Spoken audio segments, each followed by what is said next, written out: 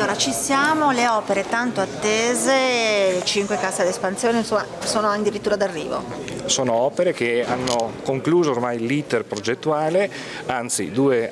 stanno concludendo l'iter di affidamento della gara e quindi dell'appalto. Sono opere che quindi entro pochi mesi inizieranno i lavori. Sono quindi il risultato di un percorso che ci ha visto impegnati da un fronte quello di trovare un accordo con i proprietari terrieri, perché noi entriamo, espropriamo e quindi occupiamo del territorio che magari serve alle imprese agricole, individuando quelli che sono i giusti compensi per l'occupazione. E dall'altra parte quello che è stato un iter progettuale che ha avuto i suoi tempi e che ha avuto un'accelerazione più possibile portata avanti, ma che finalmente appunto ci permette di avere due opere come quella di Caldogno e di Trissino che sicuramente daranno una risposta alla sicurezza idraulica di Vicenza e del Padovano, opere importanti come a Soave con San Lorenzo da una parte e a Monteforte con la cassa di espansione della Colombaretta, sono tutte opere finanziate, questo è fondamentale perché appunto sono coperte e possono partire.